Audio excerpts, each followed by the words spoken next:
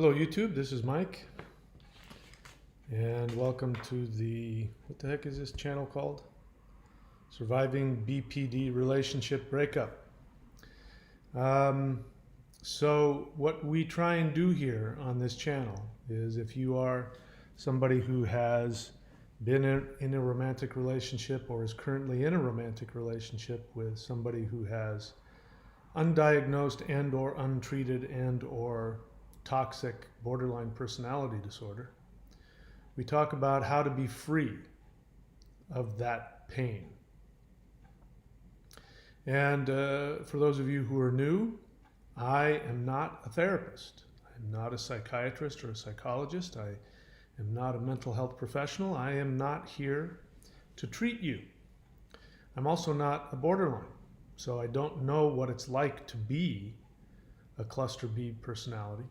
I am simply somebody who survived, in my experience, the most toxic, concentrated experience of my life.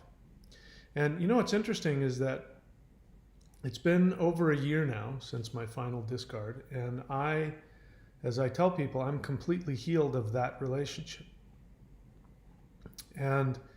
But it's interesting, every time that I come on to the channel and I identify, because I think that's important, I identify how horrifically painful and toxic and damaging that relationship was, and especially after that relationship, I feel, it's almost like she's still in there. I can feel this critic inside of me saying, "Oh, you're making such a big deal out of nothing.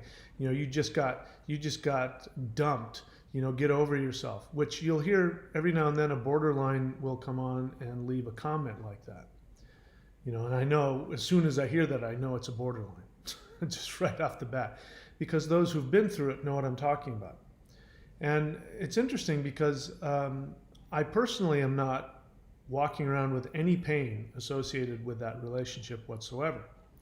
So in a sense, this channel is, it's a really good thing that I'm continuing to make these videos, because people keep asking me to, because it reminds me, and I go back, and in order to identify with you, which is what I try and do before I come online and talk, I go back and I try to identify with what it was like when I was in it and I was trying to survive it, and when I finally decided to go no contact after the final discard, or I made it the final discard.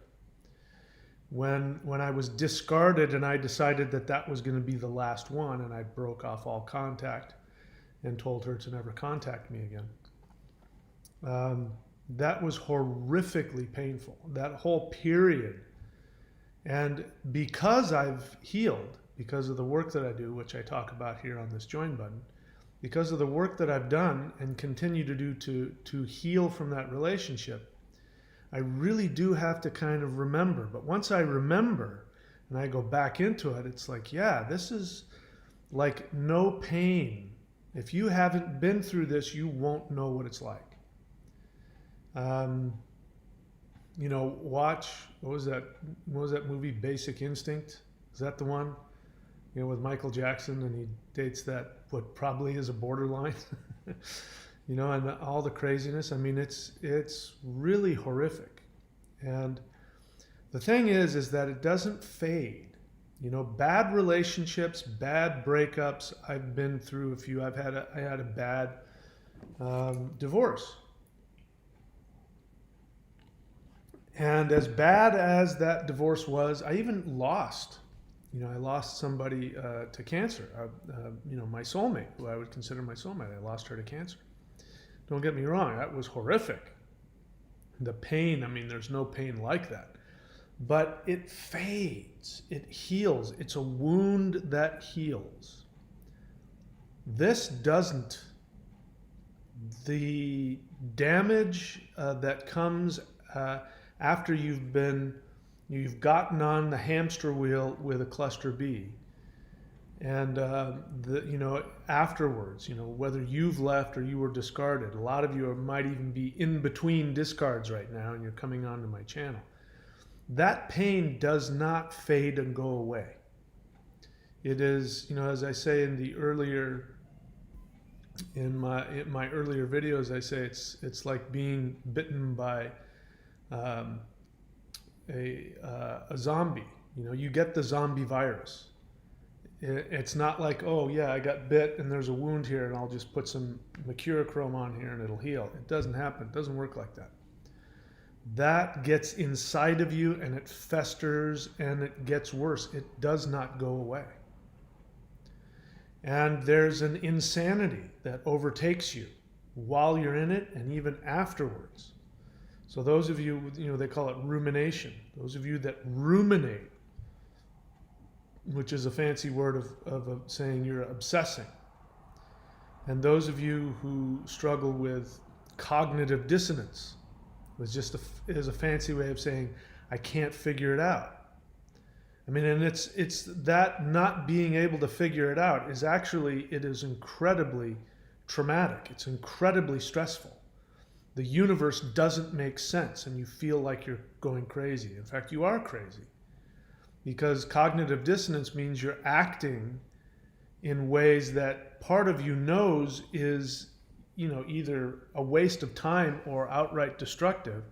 And there's another part of you that says, no, I have to do this and I can make it work. And the insanity of trying to make it work, even after the fact. I can remember after our relationship ended and I broke it off and cut off all contact, I was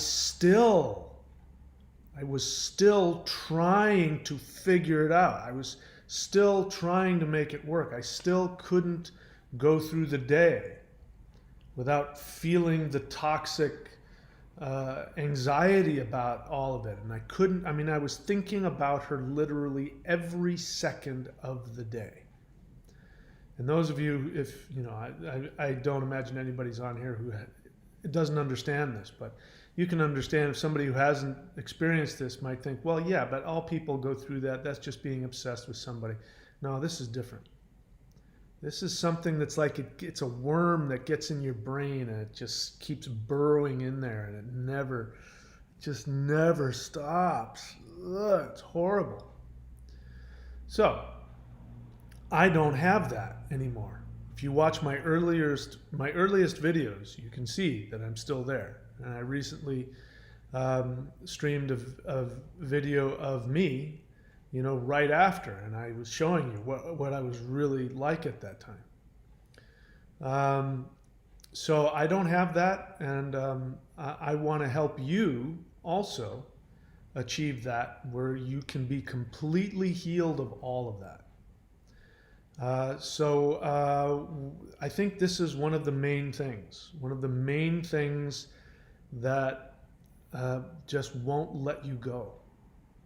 And if you can understand certain things about what I'm talking about specifically in the title, in fact, what exactly was the title? What did I say? Let's take a look here. The real person behind the borderline's mask, why you can never figure out the borderline. And people still try to figure it out. And they try to figure it out in numerous ways. Some people just consciously say, I'm trying to figure this out. I can't figure it out. I don't understand. Some of you worry, you did something wrong. You're still ruminating over what you think you might have done wrong. You're still trying to fix it. Others of you are trying to figure out this is a good one, who was the real person I was with? And the real person. So what ends up happening is when you're in it, even if you're out of the relationship, so this is how you can tell if you're still in it. Even though you're not seeing them at the moment they've discarded you or you've left them, quote unquote, but you're still trying to figure out, who the real person is. You're still trying to figure out what you did wrong, what's going on with them, why do they split on you? Because that's really what this is all about. Here's the reality of it. Borderlines, if you're watching, Um, we could handle the, not to say that it was fun, we could handle the chaos. We could handle the drama. We could handle going through phases. And, my borderline ex went through what she would call anxiety. She called it social anxiety. And she would take medication for it. Now the medication obviously didn't work. It didn't fix her. In fact, it did this really weird thing where it prevented her from splitting in this really strange way. And it gave her some awareness. In fact, there were times when I was on the phone with her, and she would, during these episodes where she would just go through horrific, what she called social anxiety, and then she would take, some kind of medication, hardcore medication, and then she would just lie in bed all day.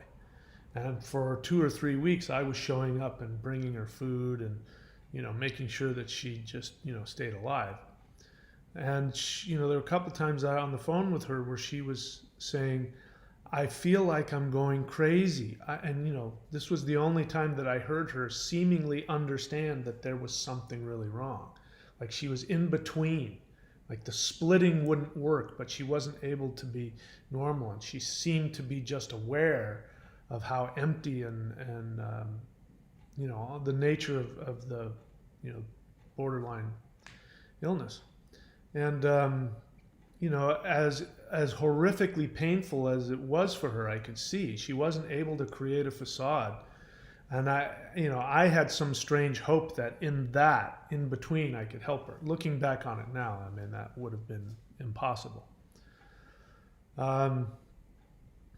But anyway, I'm getting off. I don't know where I was going with that. But what I find is the sticking point. Oh, what I was saying is borderlines. We could have handled all of that. We wouldn't have liked it. It might have been really dysfunctional, might have been really, unhealthy. But we could have handled the chaos and the drama. What we couldn't handle and what we can't handle is the splitting. That's the thing we just can't get our minds around. And it's really crazy making.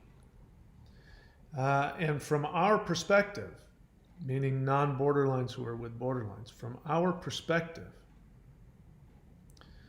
there's this intense, it's an obsession because we're trying to make the world make sense. This is how this is really bad for both people. The partner of the borderline just loses all of their connection to the outside normal world, and the drama of trying to unravel this mystery of the borderline. And that sounds a lot more exciting than it is. It's a horror movie. It's one of those horror movies where you're trapped in the evil haunted house, that's a hall of mirrors and you can't get out. And you're trying to find the way out. If you can just figure out, if you can just not be hypnotized by whatever the ghosts are doing in the house and as the halls of mirror changing, there's a key to all of this. And if we can just figure it out, we'll find a way out. We'll find by a way out, I mean something that makes sense. Some reality that we can grab onto and go, okay, this is real. Now I know who I am and what's happening. Yeah, it's painful and chaotic, but at least I understand what's happening. And that's the worst part of it. That doesn't end when the relationship ends, because as you know, if you've been with a borderline, the relationship never ends. There's never an end. There's never any closure. And this will answer something maybe I'll get to later, which I'm thinking of based on somebody's comment. But there's no closure for the borderline either. That's why you don't have any closure. You don't have any closure because the borderline has no closure. The borderline and the narcissist However many people they have been in relationship with, they are still in that relationship. They are still in denial over the relationship, you not being there anymore. From our perspective, when the borderline or the narcissist, after the final discard, and they try to destroy your bank account, they destroy your reputation, whatever it is that they do that's very psychopathic and damaging and horrible, it's because they can't tolerate the thought that they don't have you anymore. And so that's something that they never get over.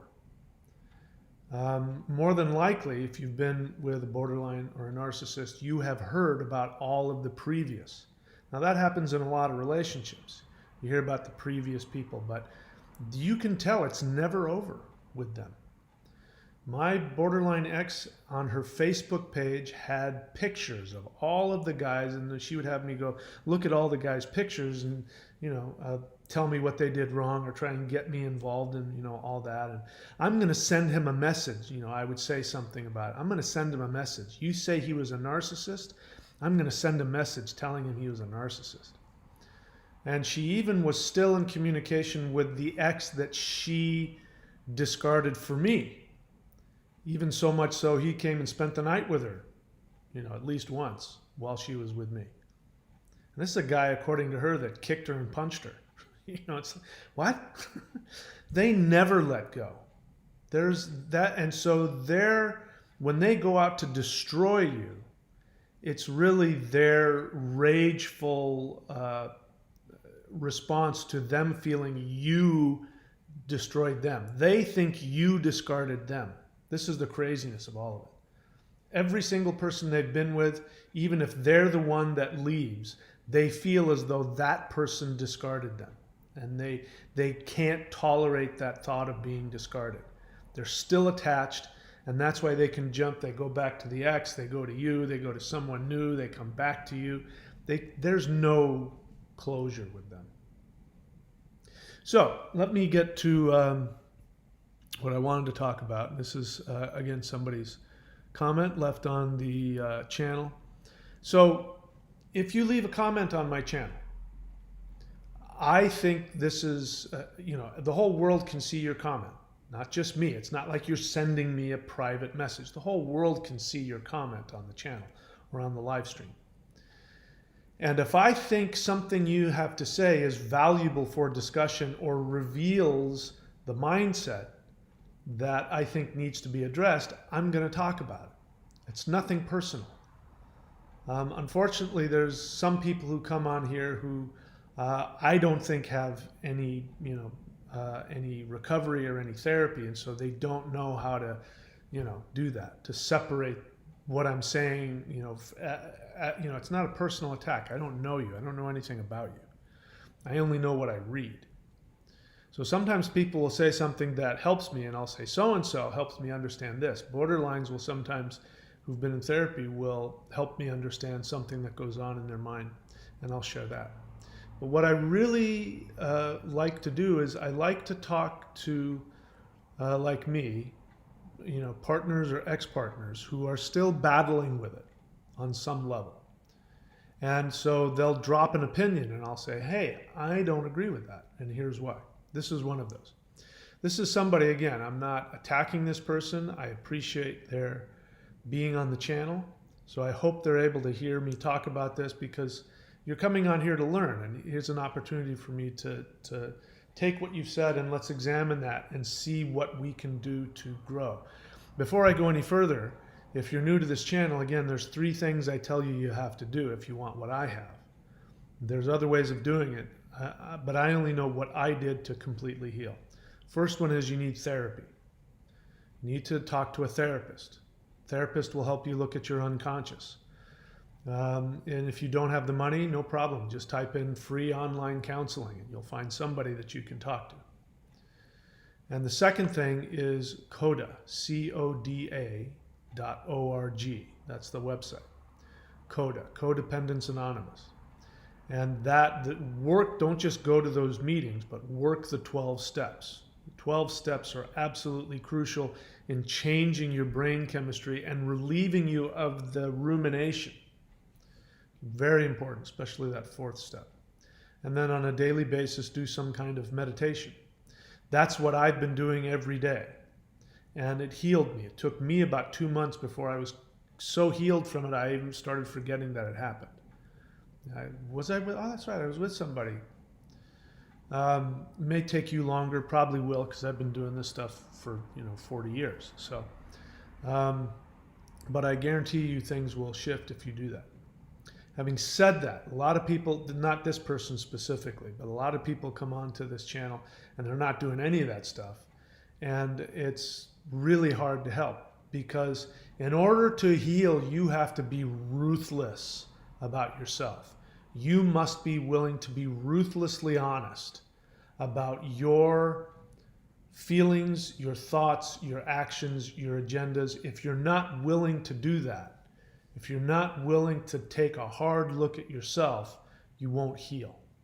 And so anything I say is going to be, pointed, and it's going to come at you, and you're going to think I'm attacking you, and you're going to want to argue with me. And that's a waste of time, because I don't even know who you are. Having said that, let me get into this. I'm not saying that this person is like that. This person seems to be enjoying the channel. So it's also a good idea to wait until you watch the video before you respond. A lot of people like to respond to my clickbait title. The titles are clickbait to get people to watch. I'm talking, I will talk about the title, but they're there to get attention. So, seeing the clickbait title and then typing a response is almost a surefire way to get me to analyze you. So this was in response to my latest video, BPD, NPD, does the borderline narcissist really love you? And this person says, no, they don't love, because they don't know what the real true meaning and feeling is. They just act and pretend they're empathic. I think he meant to spell they are, but he spelled, the possessive there. So that's confusing. But I think he meant to say, they don't know what the real true meaning and feeling is. They just act and pretend they are empathic and caring until their inner beast comes out and ruins the party. Now, that is a very understandable, in fact, it's a very logical conclusion. And this is what's deceptive about all of it, because if you try and look at it rationally, that's pretty much the only conclusion that you can come to, is that they are pretending, that when they're loving and kind towards you, they are setting you up, and they're consciously pretending to have love when they have none, and they're doing it so that then they can turn around and become this psychopathic abuser that has no empathy and wants to destroy you. And that's perfectly logical. Unfortunately, it's inaccurate, and that belief will keep you trapped. That is part of the strategy of the mental illness, not of the borderline, but of the mental illness. So you treat the mental illness like it's got a strategy, because it does. And what the mental illness is doing, it's really doing this to the borderline. You just happen to be there. The borderline is projecting onto you what their own mental illness is doing to them. So whatever horrible feelings you have, trust me, they have it worse. Now, some of you are saying, how could somebody possibly feel worse than I do? They do. That doesn't take away how horrible you feel. Because again, this could destroy people's lives. Being with an untreated borderline can destroy the rest of your life. It's really, I don't know anything more insidious and horrible. And I say that without any judgment on borderlines. In fact, I have nothing but empathy and compassion for what they go through. So he comes to the logical conclusion when I ask the question in the title, does the borderline narcissist really love you? He says, no, they don't love you because they don't know the meaning of the feeling, and they're just pretending to care about you until they release their inner psychopath. And there's 3 likes, so 3 people are like, hell yeah. I respond, And I say, I don't agree that they pretend. They are sincere. They have a mental illness that prevents them from maintaining true love. At which point I get a response. I won't go through the whole response. He's very respectful and he appreciates what I'm saying. And he says, he talks about the horrible things this person did during their psychopathic, discard of them, really horrible things that would destroy anybody's life. And he said there's just one phrase in there as he's explaining. He says, I just can't figure them out. So this is afterwards. So this is after you've been destroyed, after you've been discarded, after the relationship is over and you have gotten a restraining order out on them. After it's over, there's still the feeling of, I just can't figure them out. And the only way to make it make sense is to turn them into these evil geniuses. So I have to make sure I don't get frustrated, because even though I've come to a resolution, I don't have that. I don't feel like that about them at all. I see them as mentally ill. They're definitely psychopathic. No two ways about that. They definitely do not have empathy, especially when they're splitting. But I don't have any negative feelings towards them. In fact, like I said, I have nothing but compassion for them. And I see them, I've likened it to somebody who's lost their legs, somebody who's lost their sight. You're not going to get angry with a blind person for not being able to read a book. You're not going to get angry with, somebody a paraplegic for not being able to run a marathon. That's not a judgment. I mean, they're at a deficit. That I'm not going to judge a borderline for doing what they do. It's not their fault. So bear in mind, when I say it's not their fault, it doesn't mean that they're not responsible. Those are two different things. Life, society, and the universe holds everybody responsible for what they do. What I mean by that is, borderlines are incapable of keeping healthy, loving relationships. That's the universe holding them responsible. They can't just do whatever they do and have people stay there and continue to love them unconditionally. It doesn't work. Human beings aren't capable of taking the kind of psychopathic abuse, the rejection and the splitting, and stay. We just can't. It kills us. So that's the universe saying, I'm not going to co-sign that for you. But at the same time, I don't hold them at fault. The responsibility is that they have to take action to change the consequences of their behavior, which is what therapy is. And somebody recently, let me get to another question. This is along the lines of that. Another question. Again, you're going to see the denial in the partners. So the person who can't figure out the borderline, who has to try and find out their true self, who wants to, understandably, after the fact, you'll see here, there's two ways that we deal with this. This is one way. This is afterwards. After you've been discarded and you've been destroyed and hurt, this is what you do. You say, they don't have any feeling. They are totally psychopathic, and they know what they're doing, and they're pretending to care for you just so they can destroy you. That's what happens after the fact, and that's the only way to make sense of it. So I don't judge anybody for feeling this. I felt the same way. You can hear me on one of my earliest videos say things like that. And then there's another person here. Let's see if I can find that one. Another person here is asking a different question, which was, let's see if I can find it here. This person asks, in response to my video, how the narcissist keeps you trapped in the relationship. He says, can you explain why it's impossible for someone with BPD or NPD to heal that childhood wound? Oh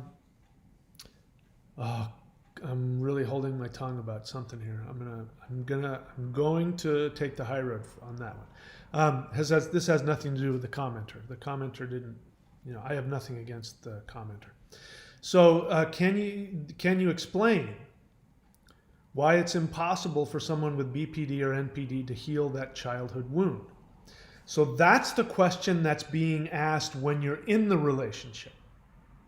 So I like these kinds of questions. I like it when people ask me honest questions and they share their situation. And this person did at some point said, I'm a partner of, I'm assuming a borderline. So this is somebody who's in the relationship and they're in the same state of mind as the person who's saying that they are evil, psychopathic, they have no empathy, they're pretending to care about you so they can destroy you. That's after the fact. Before you get to that, which this person doesn't realize, is he's in the same mindset, only he's in the relationship. So his question is, can they heal? What can I do to get them the help they need to heal? Because if I can get them to heal, then obviously the relationship will work. Because when you're with a borderline, it's not a normal relationship. It's not, I really care about this person, I hope it works out. This is an absolute life and death obsession. You feel as though your life depends on making this work. And this is why borderlines, they can jump from one relationship to another. Because if anybody has the slightest bit of codependence in them, they don't consciously do this. This is just the way that they are. They have this radar to be able to hone in on them. My borderline ex said, everybody wants me. She was right. She'd walk into a room and, the majority of guys would be all over. I mean, I'd be there with her as her date or her boyfriend. And there would be men that would just stand in front of me and start talking to her and flirting with her, giving them her phone number. And she said, oh yeah, everybody always wants me. And that's because anybody who's got that slightest bit of codependence is going to be drawn to the borderline like a moth to a flame. And it isn't just, I really like this person, I'm really attracted to this person. It is it's an obsession, and it becomes a life and death. You feel like you can't breathe if you don't feel as though you're working towards securing the love of the borderline. It's really awful. There's nothing fun about it. If there's any such thing as a magical love spell, that's it. So this person is in that. And this person doesn't like it, hasn't said so, and has again this person also has been very respectful, but is basically saying, I don't like that you're telling me that they can't be cured. I don't like that, because if they can't be cured, then that means that I can't be with this person, and my life depends on connecting and making this work. So I don't want to hear that. And so oftentimes they'll gravitate towards teachers or YouTube people or counselors who can tell you, oh no, we can fix them. No, they can be cured.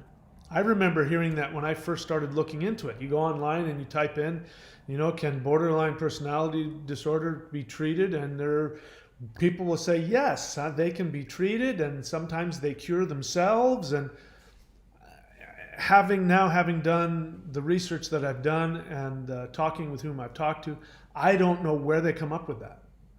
I have no idea how they come to that conclusion, because it's absolute nonsense. Borderlines and narcissists can never be cured. At best, and when I say at best, I'm talking 0.5% maybe.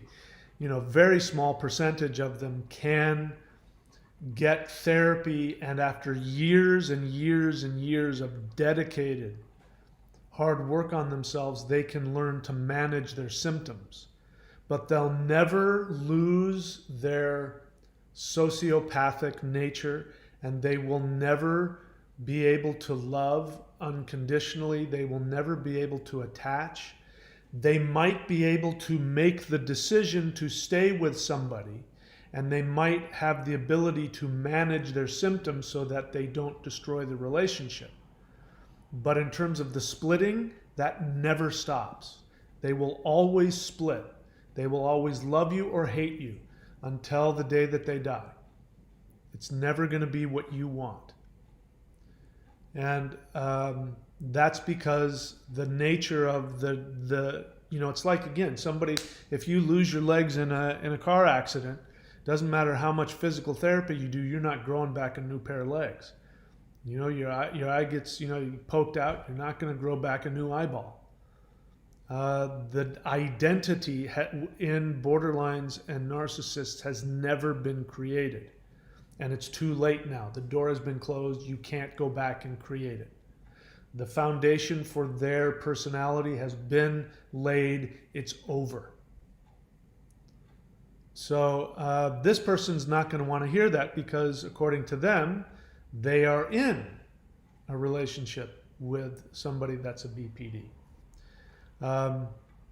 So they're obviously going to want to fix it.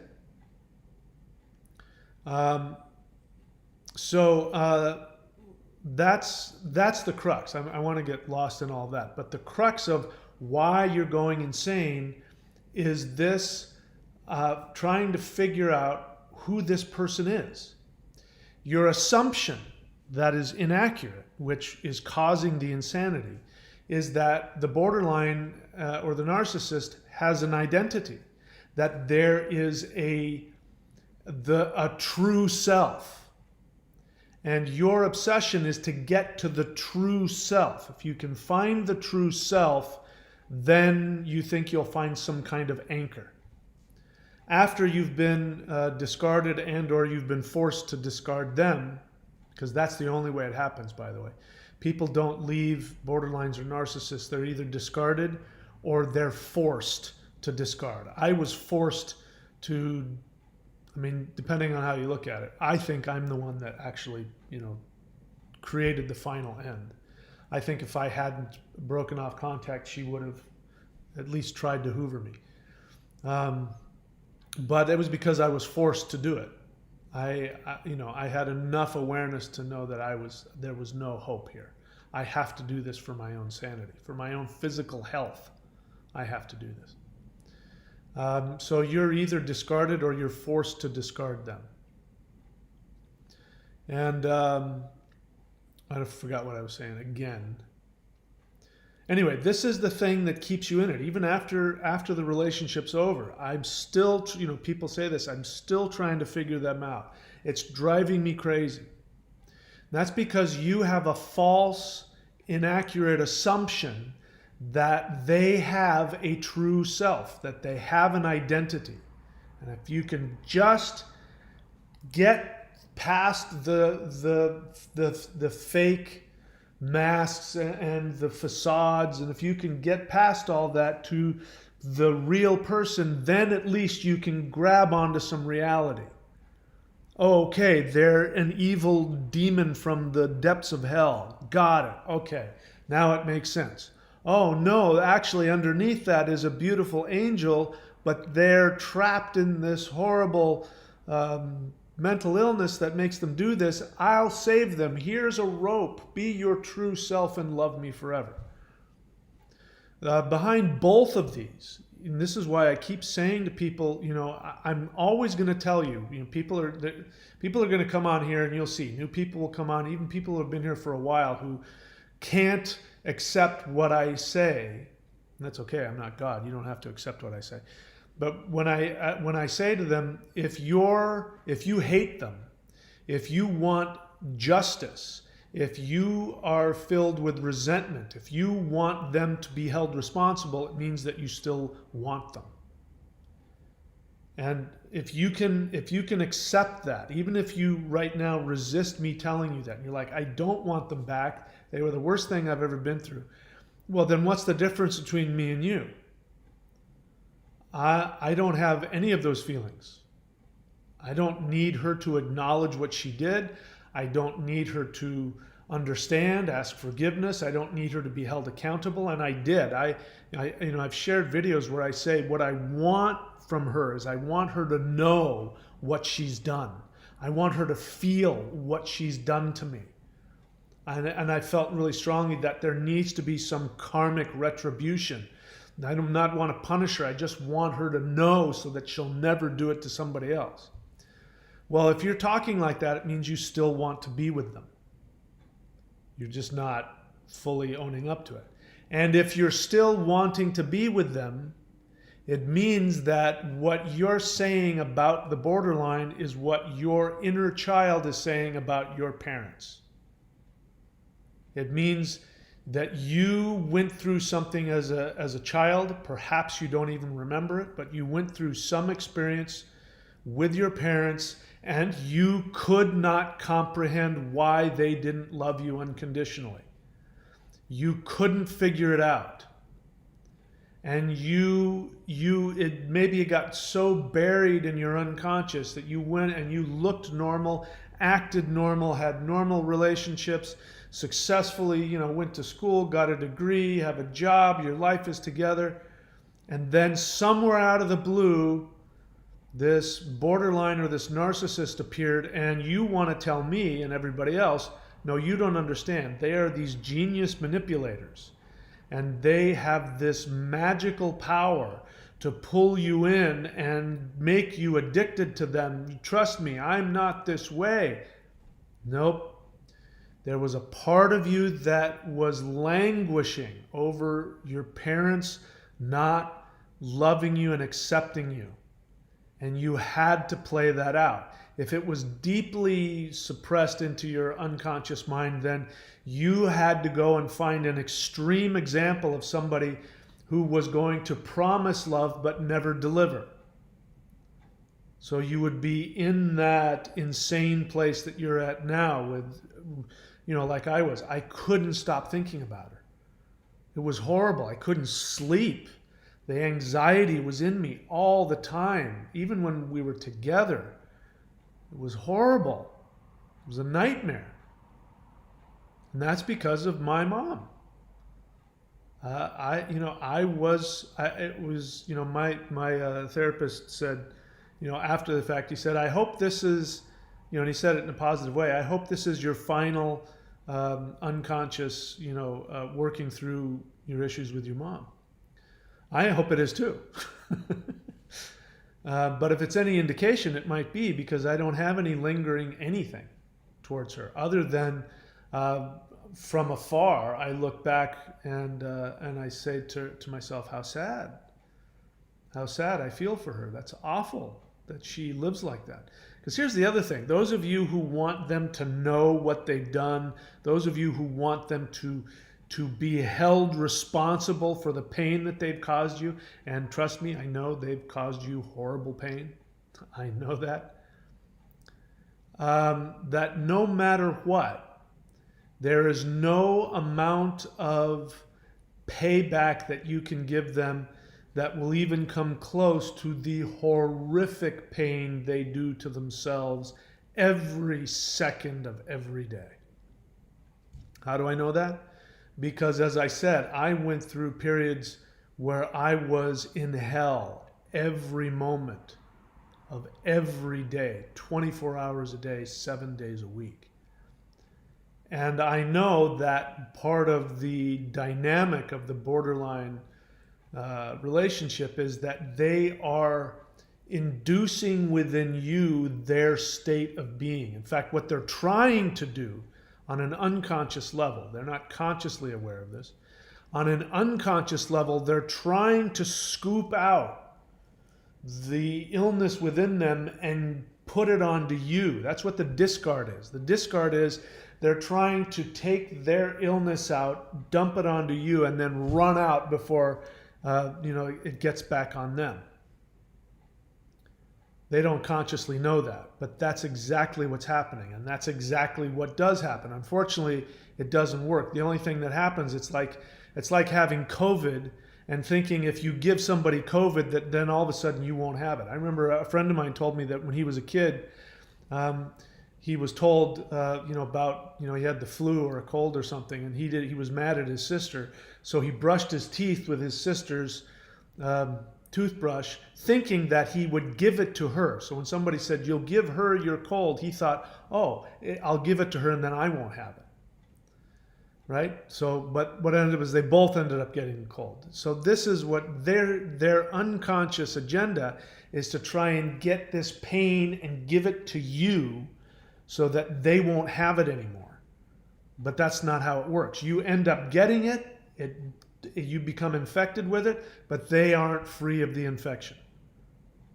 And so the obsession for them is to find the next person that they can offload their pain onto. You didn't know that when you were getting love bombed.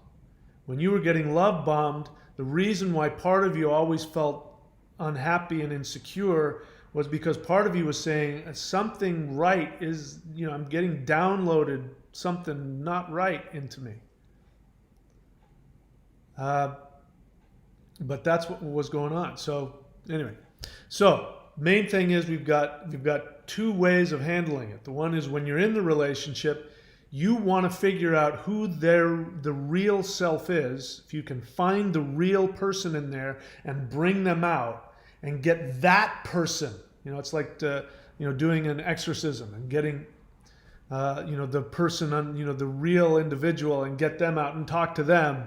You have to accept Jesus or whatever it is that you do in the exorcism. You're trying to do that. You're trying to get the real person out and say, here I am, love me as the real person. All this other stuff, these other facades, the evil, horrible person, that's not you. That's not who you are. And they're going to go, yes, now I know who I am. Thank you. You saved me. Or when that doesn't work, which of course it never does, and you are discarded, or you're forced to discard them, then the second process, which is still, because the relationship isn't over just because you ended it or they ended it. The relationship never ends. Because of that, you then still try and figure out who they are.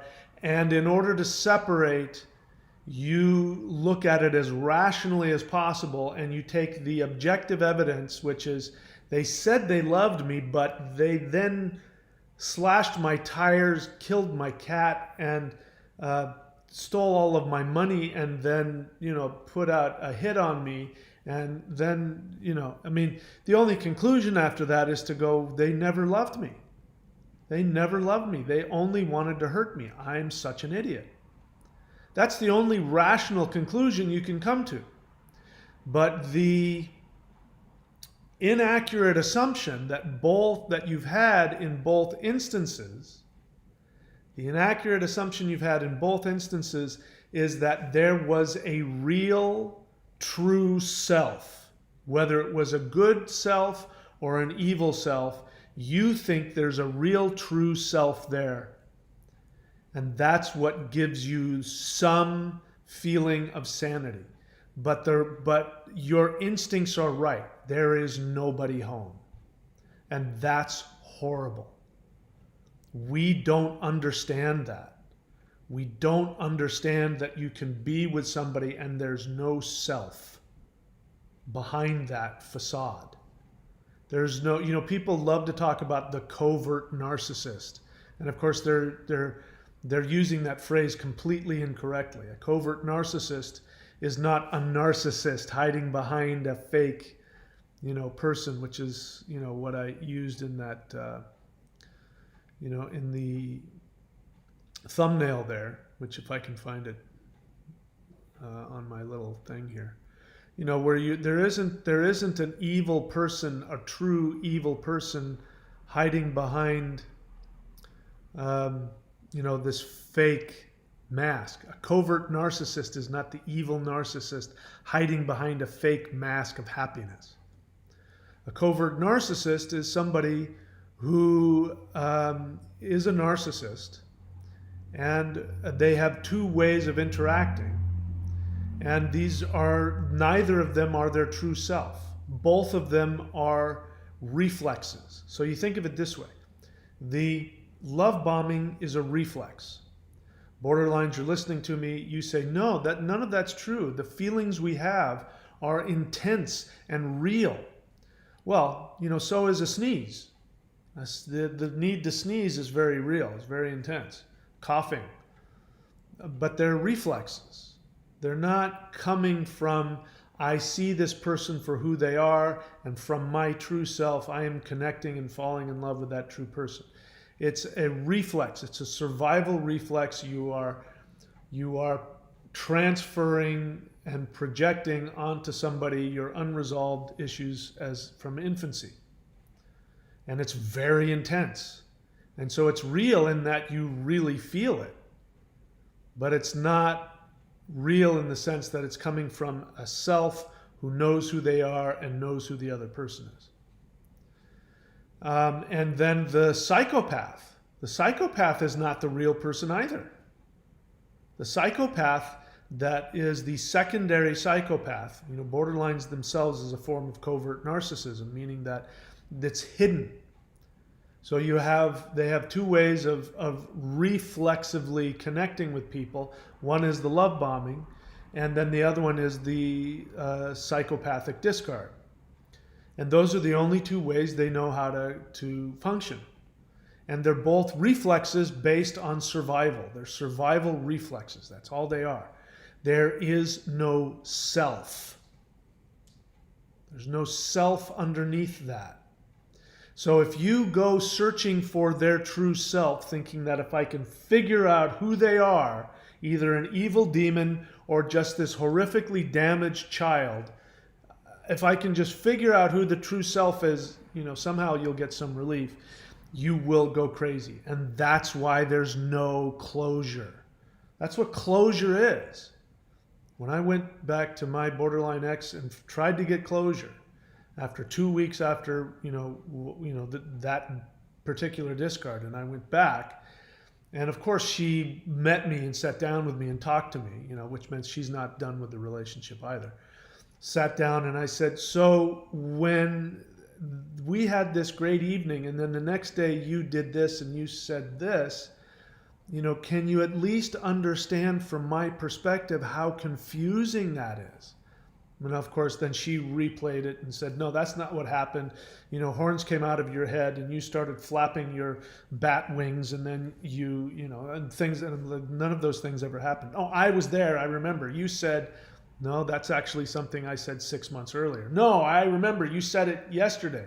I said, no, this was 2 weeks ago on December 24th. December what? 20? What? I don't know from dates.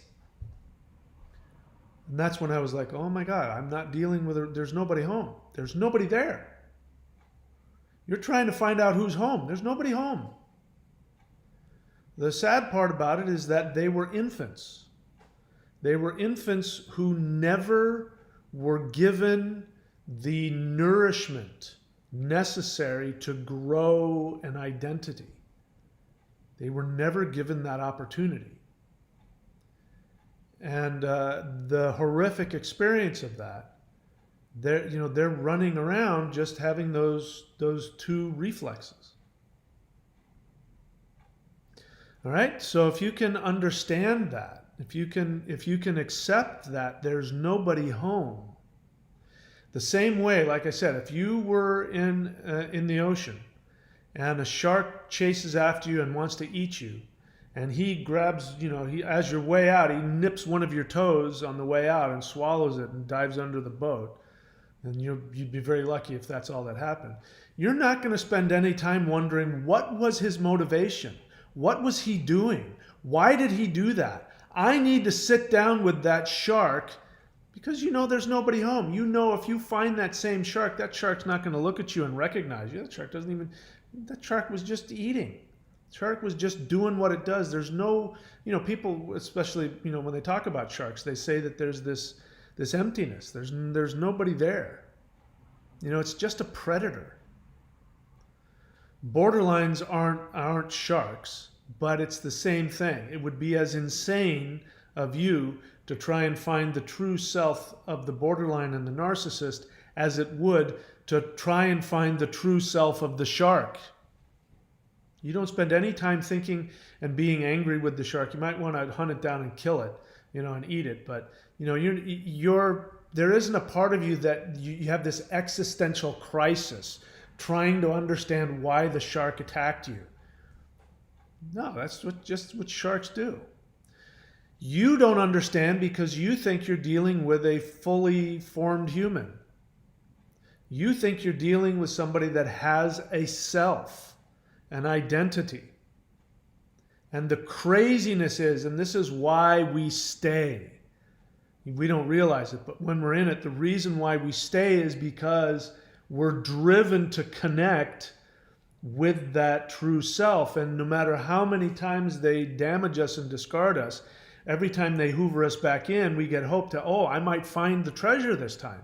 I might find the real person. I almost had it last time. I almost found them. It's crazy. We're crazy when we act like that. All right, so I think I've probably made my point, not as well as I would have liked, but I'm happy to take any questions. Questions are the best way to interact with me if you ask me an honest question. You write the word question so that I can see it, and then you can write your question. Write the word in all caps, hopefully. That way I'll really catch your question. If you don't have an honest question, share an honest feeling. Because the way to heal is to be able to uncover your honest feelings, your honest agendas, really be ruthless with yourself. And of course, do those three things that I mentioned: therapy, Codependence Anonymous, and daily meditation. All right. Jay Ochola says, I was with a borderline for 3 years. Honestly, one of the most fucked up and mentality mind-fucking relationships I've ever encountered. I can relate to everything you say. Okay, great. Sarah Sarley. So, if you want to interact with me, you have to tell me what your connection is to this subject. Why are you attacking borderlines? Aren't they sick? So this is, you wrote this before you listened. I've obviously said that. So if you had waited and listened, you would have heard me say how much empathy and sympathy I have for them. And I do a lot of defending of borderlines. In fact, I'm the first one to say they're not evil. There's nothing evil about them. They act psychopathically for the same reason that a shark chases you down and tries to eat you. It's an instinctual survival mechanism within them. It's got nothing to do with you. So they can't be evil. They are. They're damaged and sick. All right, but then you would have known that if you had waited to listen to me talk first. Let's see. Cynthia says borderlines are sick when they abuse others. So it's interesting you focus on that. They're also sick when they love you. They're not just sick when they abuse you. Exclamation point 6, 7, 8 times. So I get it. You got hurt. You want to focus on the abuse. Well, the abuse is what forces you to go and leave and look at yourself. But they're abusing you when they're love bombing you. So where were you? Why aren't you saying borderlines are sick when they love bomb you? Exclamation point. Why are you only focusing on the abuse? Same reason. I think it has the same reason, the same feeling of, I want them to understand. Look what they did to me. As opposed to you. Why you were attracted to them, why you stayed. That's the most important part. This is the other thing about this. Trying to figure them out is a waste of time. It helps to some degree to understand the mental illness. That is helpful. But that in itself won't heal you. What will heal you is when you look at yourself. Like from my perspective, I chased after my borderline because she met two needs for me. She was approximating, when she was love bombing, she was treating me the way my now deceased fiance treated me, who wasn't a borderline, but she was really loving me. And it also gave me an opportunity to try and fix my unconscious, unresolved issues with my mom. So I was trying to fix these unresolved issues. The woman, the love of my life was gone, and I was trying to figure that out. I was trying to cope with that, and I was trying to maybe get her back again. And the other one was trying to get my mom with severe borderline traits, getting her to finally love me. And if you are able to go and look at your side, then you never spend time thinking about what they did to you, because that's just what they do. right? And they abuse others. So you're really wanting to focus on what they do, how they abuse other people. You're not, at least in this moment, you're not sharing your part in all of it. Takes two. You sought them out. You kept volunteering for the abuse. Nobody can take that away from you. And that's where the healing is, when you can own that. Pascale question. Pascale Jordan says, is the BPD also attracted like a moth to a flame to the codependent? Well, why do you want to know that? How does that benefit you? Are you getting some cheap thrill at the thought of that? I can understand. I would. There was a point in time when I thought, no, man, if I could just get a borderline and keep them in the love bombing state. Of course, then now I come to realize that when they're love bombing you, they're also objectifying you. They are abusing you in a way. They're not really seeing you for who they are. They're creating a transactional relationship where your worth is dependent on what you do for them. All of those things are happening when they're love bombing you. But until you realize that, you think that's what's really cool about it. So, yeah, of course that's the case. If you are a codependent, it means that there is something in you. There is an unresolved issue within you having to do with transactional love. So if you don't know, my definition of codependence is transactional love. Transactional love is that when you were, and this is, borderlines are codependents. Narcissists are codependents, borderlines are codependents, and non-cluster B partners of cluster Bs are also codependents. So they all share this, which is why they're attracted to each other. Codependence is the result of when you are an infant or a toddler. At some point in your early childhood development, you are given either the outright verbal or behavioral message, if not the energetic, unconscious, induced message.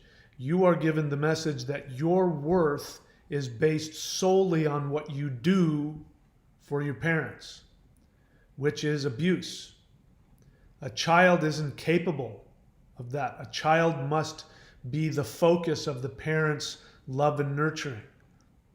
That's why parents work their ass off, and they can tell you how hard kids are, because kids need constant love and attention and nurturing and guidance and all that stuff. And so that is the job of the parent. The job of the parent is to unconditionally love the child and let the child see that they are an individual and that they have worth in and of themselves. If you don't get that and your parents tell you in one form or another that your worth is dependent upon how you act and meeting their needs. If it's abuse, then you have to be perfect. If it's you're there to please everybody, if it's that you're there to fix everybody, you have to be smiling all the time, you can never be upset. There's some level of perfection that you have to meet. And your worth is completely based on what you do, not who you are. So if you are a codependent, which is what happens if you end up dating a borderline or a narcissist, and you survive, I say from the get-go, I think if you last 5 seconds and you're into it, in 5 seconds you're codependent. But I'll give you the benefit of the doubt. If you survive the first split and you come back for more, by definition you're a codependent. Because the love bombing phase of the relationship is transactional, 100%, even though it's being presented to you the opposite. What the borderline is presenting to you with the love bombing, I look up because they're looking up to mom and dad. They don't see you as a person. They see you as almighty mom and dad. And they are kissing the ass of their almighty parent to get them to love them. I remember my borderline ex telling me in the beginning, I want to be the perfect woman for you. I want to know all the things you like and don't like so that I can never do those things. Now, in my, in my in my enchanted state, that all sounded good to me because there was all this other stuff coming at me. She's touching me and kissing me and hugging me while this was happening, so I wasn't really able to pay attention. But she was creating a transactional relationship. She was saying, number one, I want to know how to meet your psychopathic transactional relationship with me. I want you to abuse me by being a narcissist and demanding that I meet your perfectionistic objectification standards. She was trying to turn me into a narcissist. And at the same time, she's saying that that your worth to me is if you allow me to have a transactional relationship with you where my only worth is changing myself to meet your satisfaction. In fact, she said things like that. I want to have the body. She went on this really weird diet and, out of nowhere and trying to make herself, I want to be this thin, perfect, and I didn't really understand what was going on. Now I look back with, hindsight and I know, oh my God, that was a transactional relationship. At no point in there was there really an attempt on both of our parts to go, tell me about you. I want to know who you are. I want to accept you for who you are. And here's who I am. I want you to accept me for who I am. Unless it's coming out in a narcissistic way. When the borderline is splitting, they say, you have to treat me like this. I'm being unreasonable, but you have to accept me in that because I have these issues, and if you don't meet my entire specifications on what I do, right? So when they're splitting on you, you get the ass end of that transactional relationship, and it's no fun at all. So that's codependence. So you're asking, does the codependent, are they attracted to the codependent? Yeah, because they're both codependents. And they're both attracted to transactional relationships. They feel comfortable with it because that's what you grew up with. And if somebody comes along, whether you're the non-cluster B codependent or if you are the cluster B codependent, if somebody comes along and says, you know what, I want to love you for who you are, you will destroy that. You will run from that, which is the real reason why borderlines run from you, because the non-cluster Bs, unless they're covert narcissists themselves, if you're not a covert narcissist but you're a codependent, you're going to have more of an ability to love unconditionally, and you're going to want to bring that bring the relationship more on that level. That's what makes them split. They can't tolerate being loved for who they are. It's too painful. It's too frightening. But the truth is true for you, or you wouldn't keep going after them. So the answer to your question is yes. What else?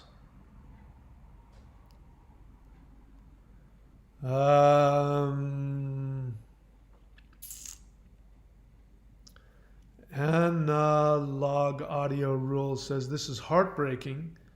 I loved my ex so much. I'm assuming she was borderline. I miss her even now. Even the fake person that was there, I really want to download this stream. Okay, yeah. So you're not there yet. I'm not trying to minimize your feelings.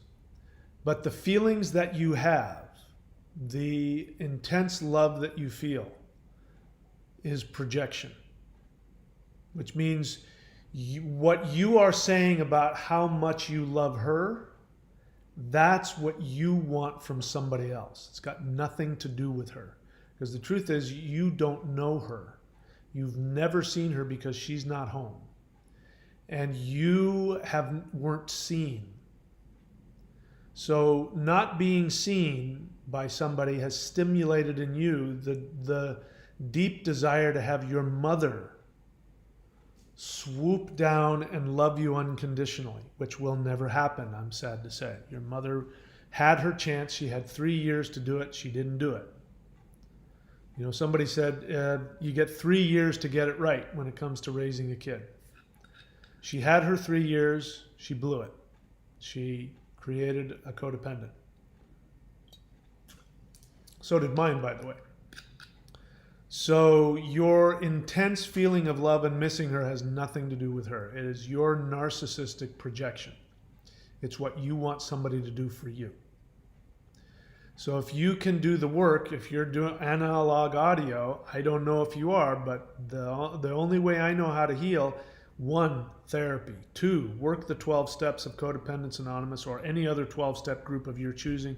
3, meditation on a daily basis. If you're not doing those 3 things, that feeling you have is not going to go away.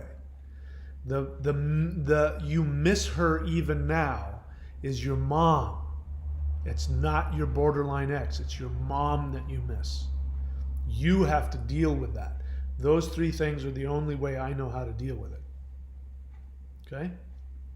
All right, what else? So analog audio rules. Question. Will this stream be available after it is over? Yes. And I feel like my ex is probably defacing me. Who cares what they're doing? You know, people ask me questions. My ex, this, that, and the other thing. Is this a Hoover? Who cares? It's like saying, the shark is waving his tail at me. Is he wanting me to jump back in the water? Who cares? The shark's going to eat you. So who cares what the shark is doing? Who cares what your ex is doing? Means nothing. Doesn't change the nature of who she is, and it doesn't change the nature of who you are. No contact means no contact. That means that you don't allow them to contact you and you don't contact them, and you talk to your sponsor and you work your 4th step and you talk to your therapist so that you aren't thinking about her, what she's doing. That's part of no contact. I'm not saying that you can just turn that off, but anyway. They are also very sexually aggressive. I just wish they could love you like you love them. No, you don't wish that. Analog audio, you don't want them to love you the way you love them. You don't want that. Your love is a projection. It is just as false as their love or their hatred for the same. When they hate you, their hatred is just as empty and false as their love. It's not coming from a real place. It's not coming from a real identity. Their hatred of you is not coming from them knowing you, who you are and what your character is and what you've done. Their response to you is not based on the actions. It's completely, totally devoid of any reality, and it's not coming from anywhere. It's their own projection. Their love is also coming from the same emptiness. There's nothing real about their love. Borderlines, I know you feel it. It feels real. It's all projection. Your codependent love for them is not real either. It is just as empty. It is just as narcissistic. It is just as abusive. You don't abuse them in the same way. You don't hurt them and destroy them and attack them. I mean, I'm sure there are some codependents that do. But you don't do that to them. But your abuse is to keep tolerating their abuse in the hopes that they'll love you. When you keep love bombing them, when you keep showing up and holding their head over the toilet or whatever it is that you do to show them that you're there, that's abusive. It is selfish. It's narcissistic. You are doing it for one reason only. You want them, like you said, you want them to love you the way you are love bombing them. You are trying to show them, I want you to be my mom. Be my mom for me. That's abusive. You're not seeing them for who they are. It's selfish. So you do not want them to love you the way you love them, because that's the truth, is they do love you that way. They are, when they're love bombing you, they're projecting onto you their, earlier infantile projection of mommy and daddy. You're doing the same thing. You're projecting mom onto her. No two ways about it, my friend. You're not going to know that if you don't do those three things. If you don't do those three things, you'll never get out of this. This hamster wheel that you're on of I miss them, it hurts so much, I wish she would just love me. You will never get off that hamster wheel if you don't do those three things. Okay, what else? Crisp Muncher question. Are they self-aware enough to know exactly what they think you want to hear when hoovering? Getting clean, getting a job, moving. It seems so, but no awareness in other aspects. So that's, I don't know how honest that question is. I think you're giving us an insight into what you experienced. Getting clean. So does that mean you're a drug addict? So that works out well. Borderlines love narcissists, love alcoholics, drug addicts, because alcoholics and drug addicts are also very narcissistic. You're not emotionally available. They love that. They're attracted to people who aren't emotionally available. Codependence, what does that tell you? All of that love that you think you have for them, guess what? It's not real. Because if it was real, they would be scared of it. So are they self-aware enough to know exactly what they think you want to hear? The assumption is that their intuition of knowing what you want to hear is somehow self-awareness. How is that self-awareness? It's not self-awareness. It's pure instinct. Borderlines are very intuitive. Some people might even say that they are psychic when they're not splitting. That doesn't come from any self-awareness. There's nothing spiritual about that. You know, animals have been proven to have all kinds of supernatural abilities. You know, there's a thing called, I forget what it's called. It's some kind of infrasound or something like that. Like, have you ever seen cats and they click when they're looking at birds? They click. You don't feel it, but that's actually, cats are doing, using this power that they have of some kind of sound vibration that's underneath our ability to hear that puts birds, you know, and stuns them so that they can attack them. Lions, tigers, leopards do this. You know, humans will talk about that. These are purely, you know, powers that have been developed through evolution in order to survive. The borderline from infancy, human babies from day 5, it has been proven, begin to manipulate the parents. They begin to look to see how to react and how to manipulate parents so that parents will meet their needs. Their ability to know what you're thinking before you think it, to know what you want before you even realize it, is not self-awareness. It is a survival mechanism. It's a deeply, highly tuned survival mechanism because they lived in an environment where they were either being abused, had to worry about being tormented, and or were going to be abandoned. And the need to have the parents' love, if they learn really quickly that their worth is transactional, which they do, then they become super psychic, figuring out what you want.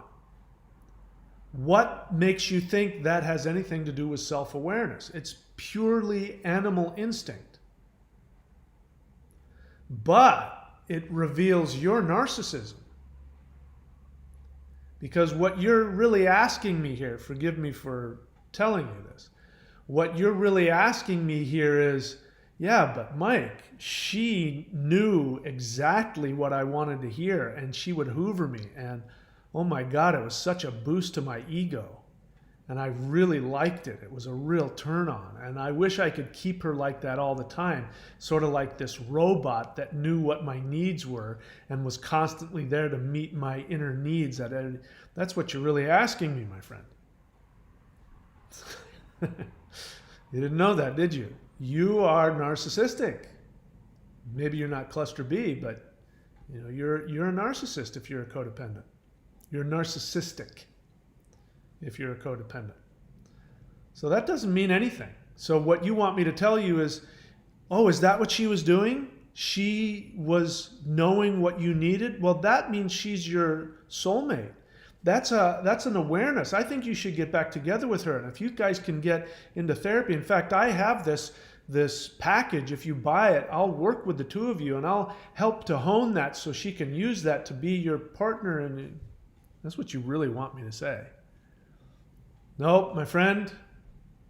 That hoovering is, again, there's nobody home. The shark is just following the trail of blood, trying to get her needs met. That's all it means. You think she has awareness there. That's your projection. That's your fantasy. She's aware when she's hoovering me, but she's not aware when she's splitting. You see that? You see the narcissism in that?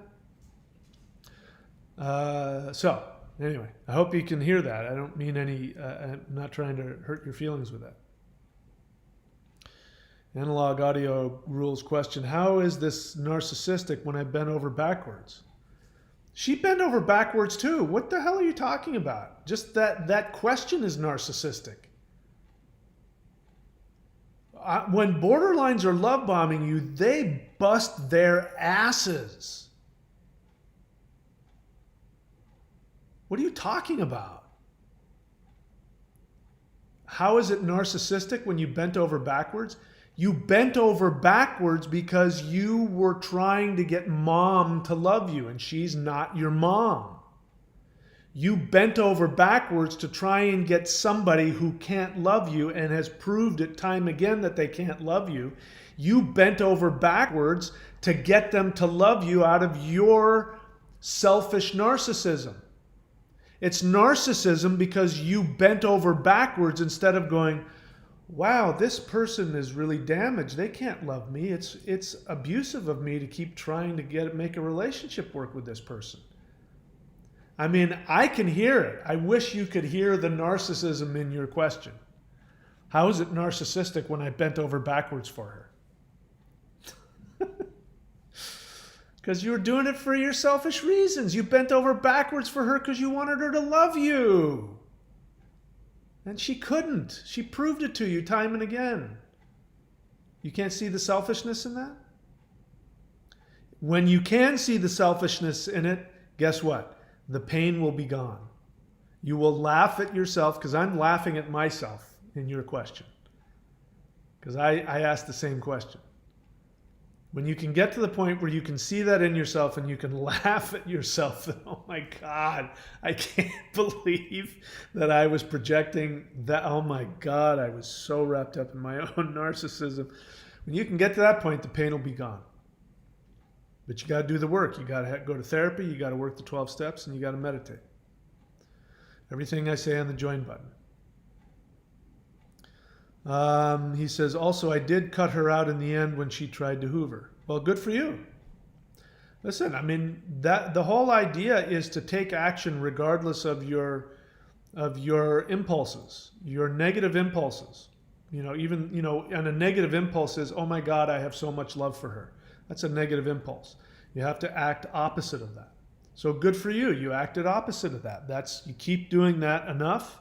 You keep being able to go deep into your unconscious and look at your own narcissism. You'll heal. What else? Selena Mora says, I might have CPTSD or BPD, although undiagnosed. Well, before I go any further, you need to be talking to a qualified therapist. You need to get diagnosed. There's a difference between CPTSD and BPD, and it's very easy to find out what the difference is. I've gone through periods with CPTSD. I had post-traumatic stress disorder for things associated with other things. People who just have CPTSD do not split. They might have difficulty regulating their emotions. They might have temper tantrums. They might do all a lot of similar things, but they don't split.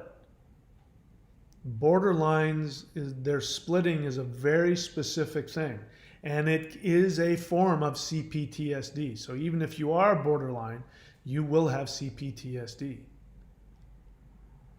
Do not listen to the mental health professionals who say that borderline personality disorder is simply a trauma response. Do not listen to them, because that is not accurate. BPD, one of the symptoms of BPD is post-traumatic stress disorder, CPTSD, complex post-traumatic stress disorder. That's only one of the symptoms, but it's not the entire diagnosis. It's not the cause. Those are two different things. They can be comorbid, but they're two different things. In fact, if you're BPD, you will have that. But so every BPD is a CPTSD, but not every CPTSD is borderline. So let's see. I'm currently trying to let him go. Wait, you might have? So I'm sorry, when you say you might have, you're not talking about yourself. You're talking about, it's really important, guys, that you that you speak correctly with verbs and objects, because I'm reading this.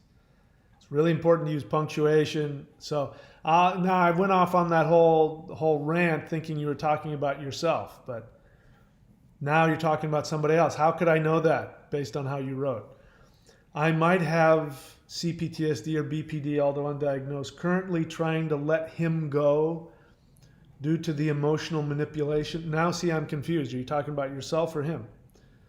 Recently, I realized I was raised by narcs and all exes have been narcs. Okay, so are you saying that you have BPD?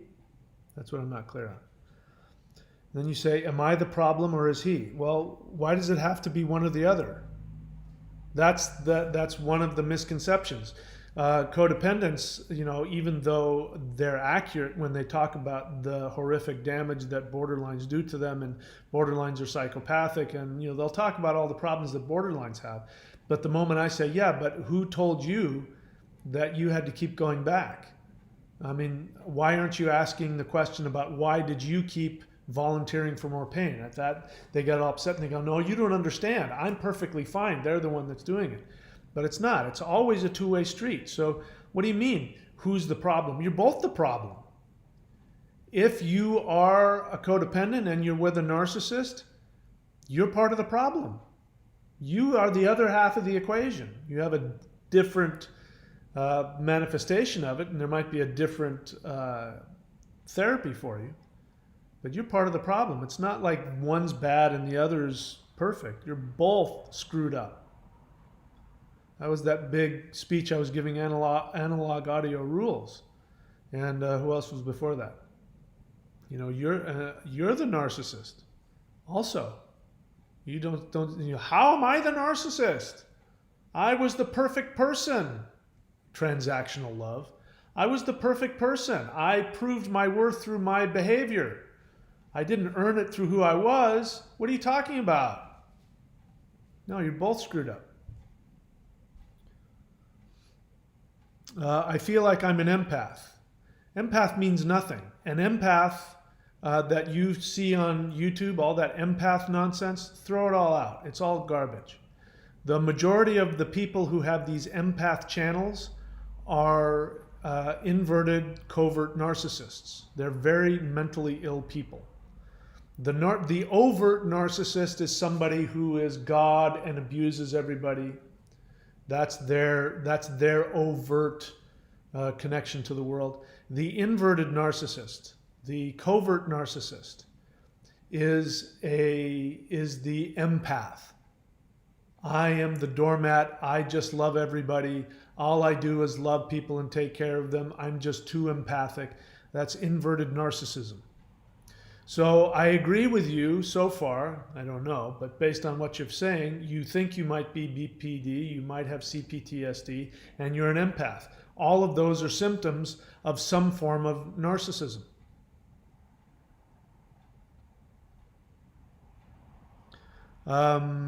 You want to understand it, Selena, go look at Sam Vaknin's channel. He is a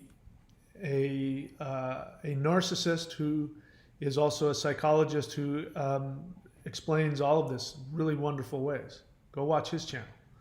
But you need, if you're undiagnosed, this is also a waste of time. You need to be with a therapist. You need to be with a therapist who deals with borderline personality disorder, narcissism, and codependence, and then get a diagnosis. You might have multiple, but until then, yeah, you're swimming and you don't know who you are and where you are. You won't know what's going on until you get a diagnosis and get some treatment. See what else.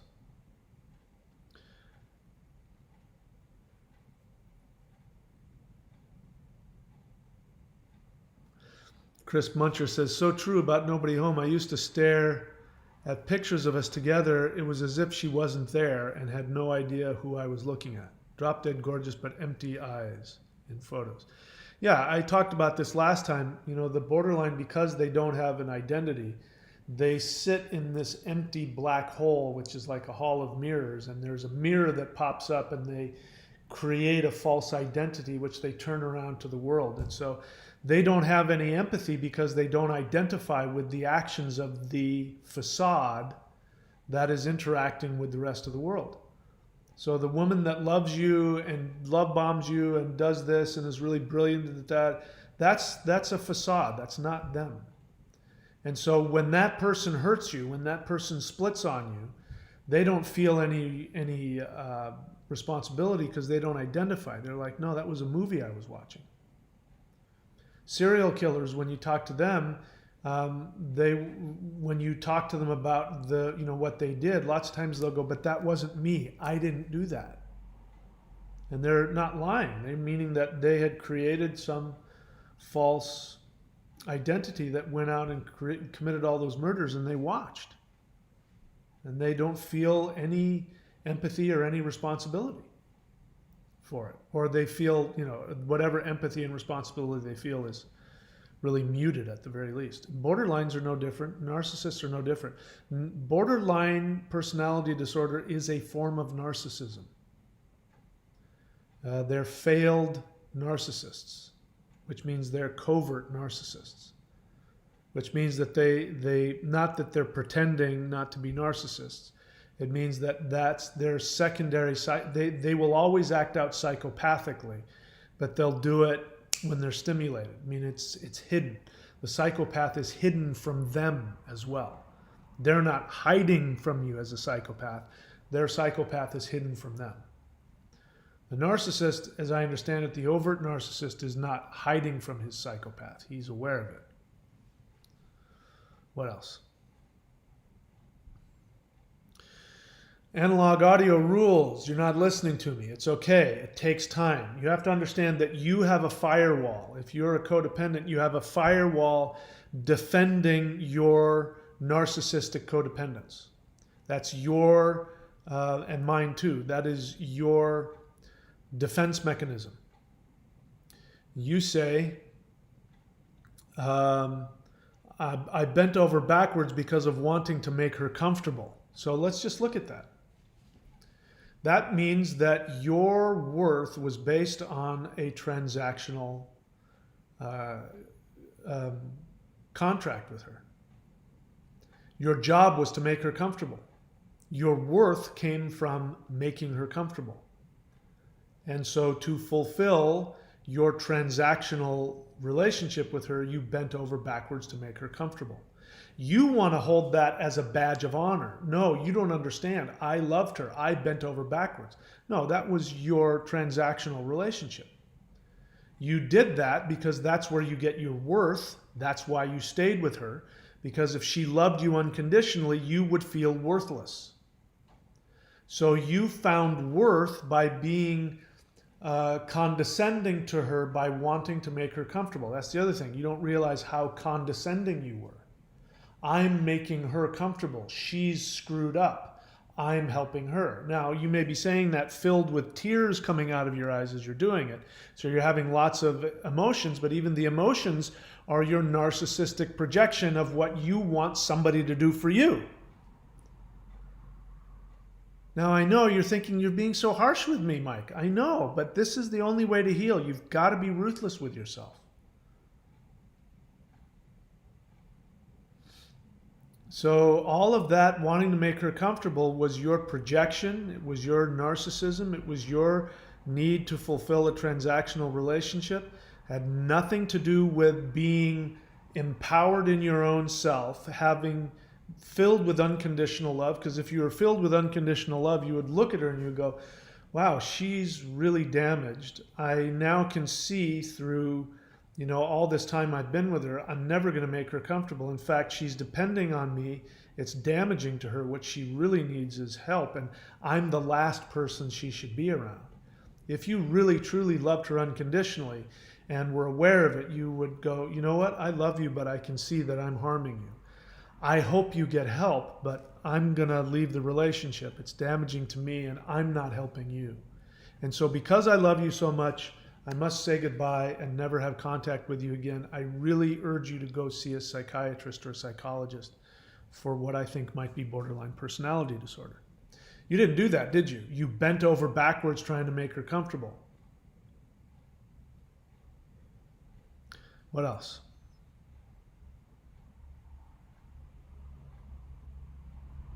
He asked me do I do Zoom call stuff. So you're asking me if I'll counsel you. I'm not a therapist. So I've chosen not to do that here.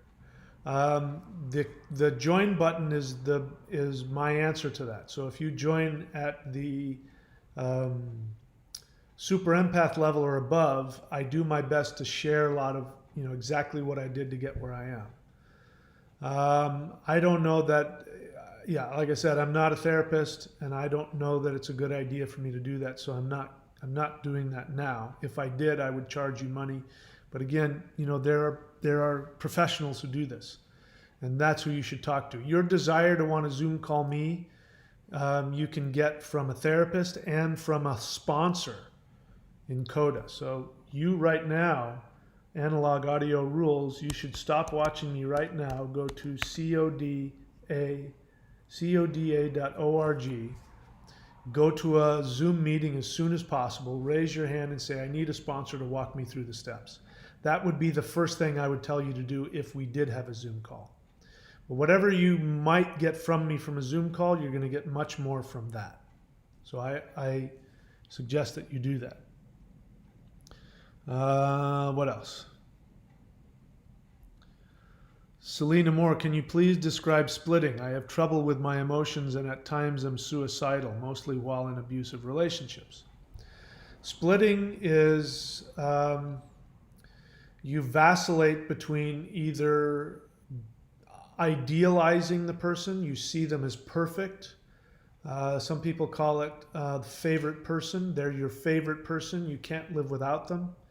You vacillate between that and hating them and finding them to be the worst person that ever existed, the most dangerous, and you have to get away from them and never see them again. Borderline personality disorder is somebody who has been emotionally regressed at whatever stage in their infancy when they were damaged and abused and or whatever happened to them, their abandonment, whatever it was that broke them. And that's what infants are like. So if you are that, you're emotionally stuck there. So what happens is that you fall in love with somebody and you think they're the most amazing person, and then they turn out to be, not perfect, and then you hate them. If you are borderline, it's very possible that two things might be possible. One is they're not abusing you, and that is your projection, because I can tell you I did not. Codependence is a type of abuse. I'm not lying about that. But in terms of that, I didn't do anything abusive to the woman I was with. So when she would, after the best night of lovemaking and, sharing of intimacy, the next day when she would tell me how I was trying to destroy her and I'm abusing her, none of that was true. So it is possible, if you have borderline personality disorder, that you are projecting onto them things they're not doing. But it's also very possible, if you have borderline personality disorder, that you are attracted to narcissists who are abusing you. Because you're attracted to narcissists because there's no intimacy. And intimacy will drive you to split. The ironic thing is if you're borderline, when somebody actually does reach out to you and loves you, and you start to feel the love, the first thing that will happen is you'll go through the terror of the fear of abandonment, which will then convince you that they're trying to kill you, they're trying to destroy you, they're trying to abuse you, they're trying to whatever it is, and you will split on them and break up with them or attack them or something. So the truth is, because you haven't gotten a diagnosis, you don't know if in fact you are borderline. You don't know whether or not your reactions are accurate. So you need to get a therapist, and you need to get diagnosed. All right, let's see. What else?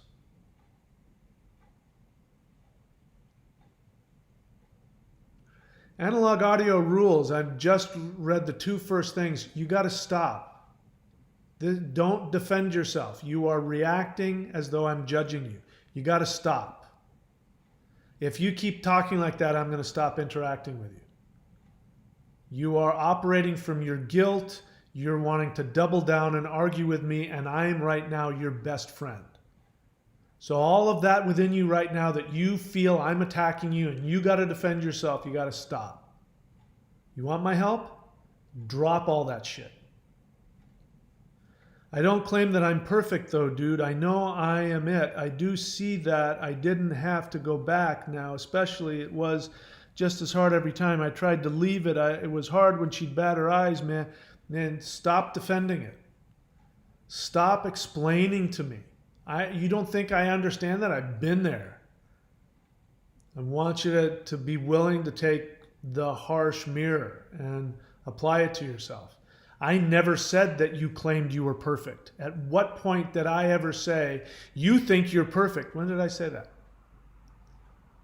So stop trying to defend your codependence. It is, that would be the same as imagine if a borderline and you started to explain to the borderline that they're splitting and they say, hey, listen, I'm not perfect. I just had this feeling. You would be going, wait, hang on. That's not the point. That's not the point. I'm not attacking you. I'm just trying to point out to you that what you're doing is not in alignment with reality. I'm trying to point out to you that you're bending over. But you asked a question. Let's not forget. You asked me a question. You said, what was your exact question? You said, how is it narcissistic when I bent over backwards for her? All right, so I'm answering your question. It then doesn't serve you to come back and then try and defend yourself. I already know you're not perfect. I know exactly what you're going through. I lived through it. Okay? This is why you need therapy and why you need CODA. My channel isn't enough. This channel is only here to get you to go get help. That's the only thing I want to accomplish in this channel. That's it. So now that you've heard that, yeah, it's going to bother you. This is codependence as well as borderline and all cluster Bs. They are disorders or dysfunctions that tell you they don't exist, which means that you will defend your destructive behavior. So that's what you're showing me right there. You're trying to defend it, and it's your resistance to it. It's part of your defense mechanism.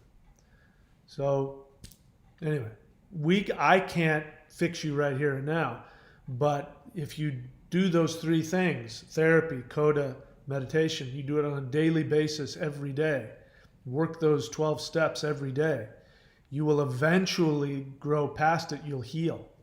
But you won't do it just by watching my channel. It's not enough. What else? Let's see. Selena Mora. So I'm a narcissist? I'm confused. Borderlines are a form of narcissist.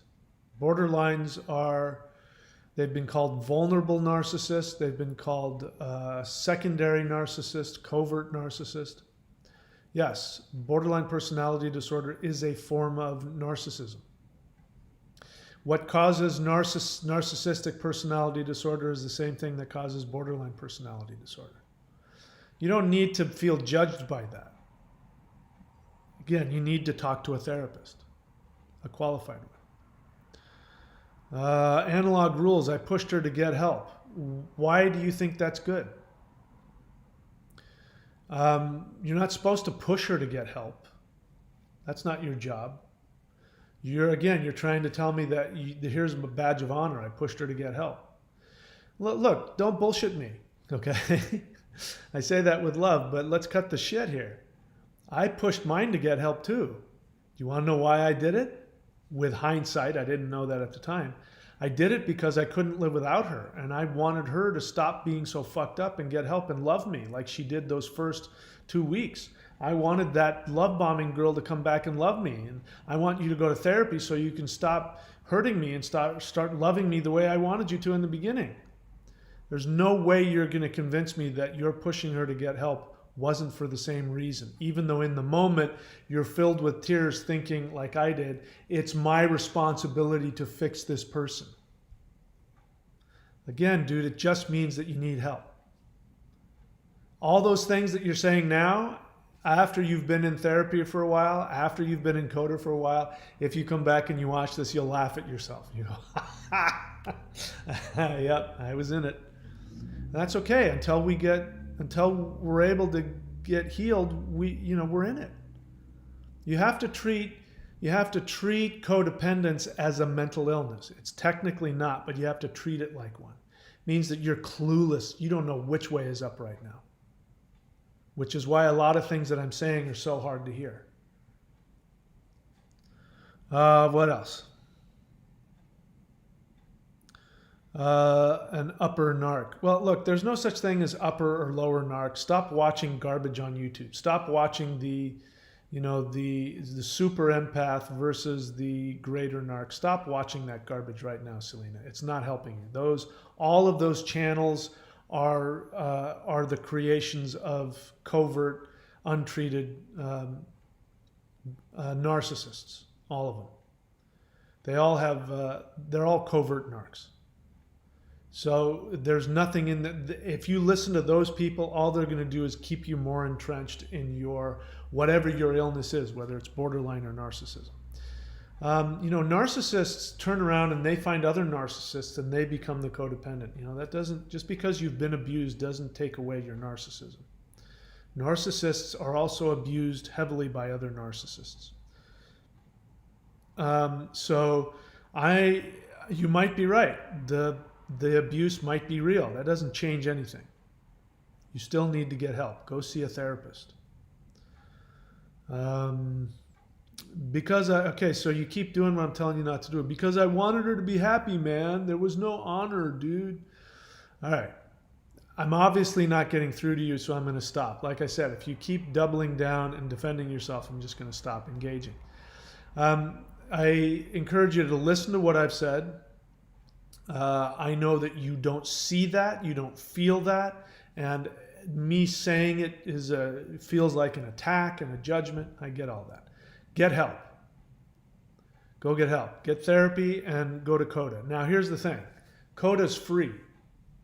Doesn't cost a thing. Having a Coda sponsor doesn't cost a thing. Working the 12 steps of Coda doesn't cost a thing. In fact, you don't even have to leave home to do it. You can find free therapy.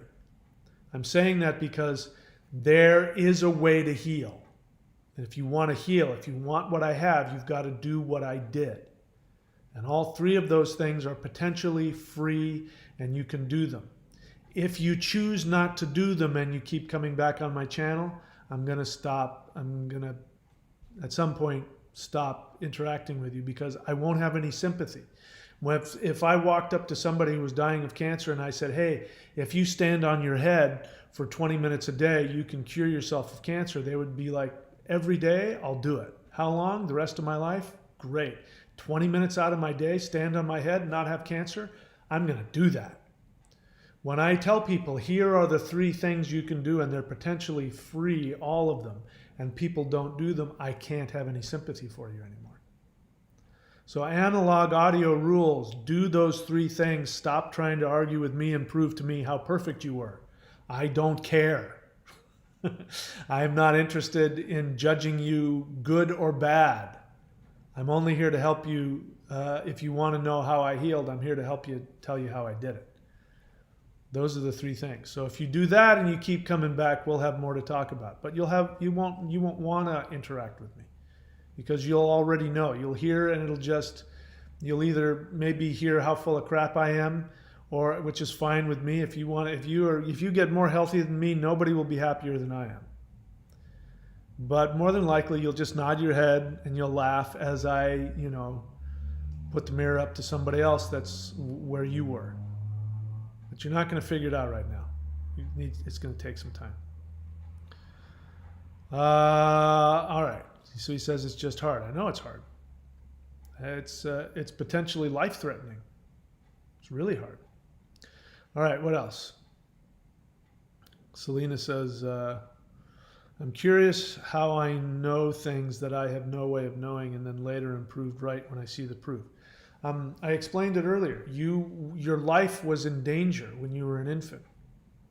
And in order to survive, you had to figure out ahead of time what your abuser was thinking. And you had to try and figure out how to meet their needs and get them to love you to help you survive. It was tragic. That's why you're so good at it, because your life depended on it. It's not a spiritual gift. It serves you, but it's not. It doesn't mean anything. It doesn't mean that you're spiritually aware. It means none of that. It doesn't make you any more aware than the cat who clicks at the bird. The cat is throwing out this supersonic thing to stun the bird so he can survive. Your ability to know things before it happened is your intense need to survive a life and death scenario. It's not spirituality. It's not a badge of honor. It means you need help. It's great because if you do get help and you might be able to be a great counselor. It's one of the reasons I'm such a good counselor, is because I lived through my own dysfunction with my alcoholic father and my codependent mom and my narcissistic, abusive older brother. So that's one of the things that makes me so good at knowing exactly what's going on with people. So you can turn it into something good later. But that in and of itself isn't necessarily a sign of anything. What else? So you've already said you're going to go get help, so go do that. Good for you. All right. It says, because the BPD videos don't resonate with all my symptoms. Whether that's true or not, I don't know. But you don't know yet. If you have borderline personality disorder, there's a part of you that's going to try and talk you out of that. So you might be 100% wrong. You might be a full-blown borderline, and your unconscious is trying to talk you out of it. You might be right. You might not be borderline. You might be something else. Or you might be borderline, comorbid, narcissist, empath, whatever. You don't know yet. You need to go and get a diagnosis. I'm gonna call bullshit on one thing you said here. You said, I also have a sixth sense for liars. No, that's not true. Because if you had a sixth sense for liars, it would work all the time. And you and I both know it doesn't work all the time. It works some of the time. And you're right. When you're right, you're right. But there are times that you're wrong. That you think somebody's lying to you when actually they weren't. And this is borderline. Borderlines, what you just said is something a borderline would say. My borderline said that, which is when she would look me in the eyes and tell me that I was trying to destroy her and that I was trying to manipulate her and I'd been planning it all along. She'd look me in the eyes and say it, and she believed it, and there was just no truth to any of it. But, 24 hours earlier, she was 100% right when she predicted exactly what I was thinking and what I was going to do. And, if I go and call that person, here's what they're going to say. She was psychic in that. But that's not a spiritual gift. It means that she learned that in order to survive. So did you. But she was also wrong half the time. But she didn't know that. Because she was right half the time, when she was wrong about me, she was convinced that she was right. And then she'd go off and call her friends and tell them that I said this and did that, and when none of it was true.